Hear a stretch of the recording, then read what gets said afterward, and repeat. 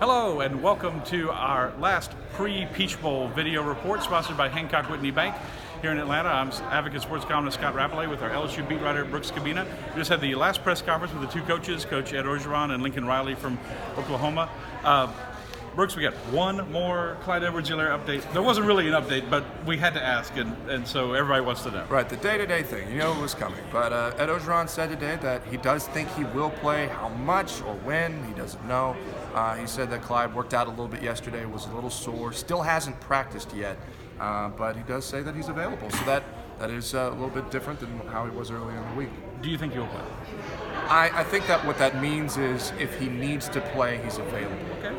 I think this is a game where they may not need this. You may not risk something like that. So, but if he hasn't practiced all week, I would find it very hard to believe that he'd be immediately available. At the very best, I think he'd be like Swift for Georgia in the SEC championship game, limited in some of his roles, maybe catching the ball, and running passes in the flats, that kind of thing.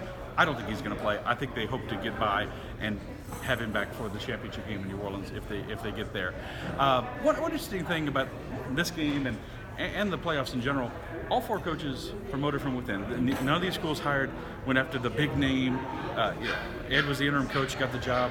Dabo Swinney, very similar story. Lincoln Riley was under Bob Stoops. Ryan Day was on the staff at Ohio State. And look at where these schools are. And both coaches were asked about that today. It's an interesting dynamic to this playoff. Yes, but they're all completely different too in their own circumstances. Bob Stoops at Oklahoma walked away with a good situation, leaving Lincoln Riley with the reins of a team that's been to the college football playoff ever since Riley's been there. And Ryan Day had a similar situation with the team that had been set up and with that as well. And Dabo Swinney, I think him and Ed Orgeron are very similar in the way that they've had to build their programs from where they were, maybe a little bit more with Dabo what he did with Clemson before, but definitely all of them have earned their reputations at this point, have them paced for a championship berth. I mean, today, Lincoln Riley and Ed Orgeron, whoever wins, will be going to the first national championship that they've had as head coaches. And it is funny to look at the dynamic between both of them. And they were asked about the 2004 game between LSU and Oklahoma. And in the Sugar Bowl. Ed had a game whenever he was at USC in a highly questionable. Yeah, they were beating Michigan, and they wound up with a split national title, which was the last time that happened. One thing Ed did not win is the Bobby Dodd Trophy. It was awarded here to Kyle Whittingham from Utah today. That's like the first individual award I could think of this award season that someone from LSU has not won. They were up for. It is the first one. Yeah, very surprising. Okay, we're at the end. The game is tomorrow. Predictions in the game. Brooks, how do you think it'll turn out? Do you see LSU being able to control this game and win? I do. The score that I picked is 38, LSU, Oklahoma 21. I think LSU's defense has been playing very well the past 3 games. I think they're all healthy. I think they understand how to stop Oklahoma's offense.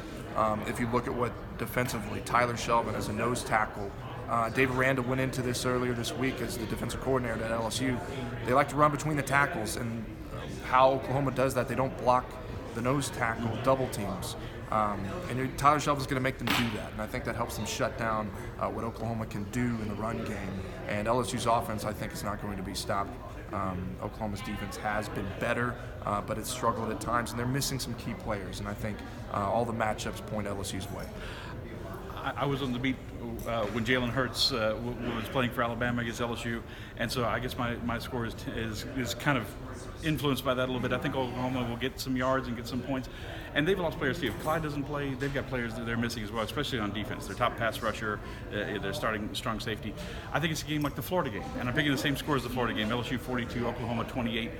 Some back and forth early on, some points for Oklahoma, the big plays on the inside, but eventually LSU makes more big plays against their secondary that's weakened than they can make. So, but we both pick LSU to advance, like a lot of people do. LSU's still a 2-touchdown favorite. So, thanks for watching all our video reports. We're gonna have one more after the game tomorrow, sponsored by Hancock Whitney Bank.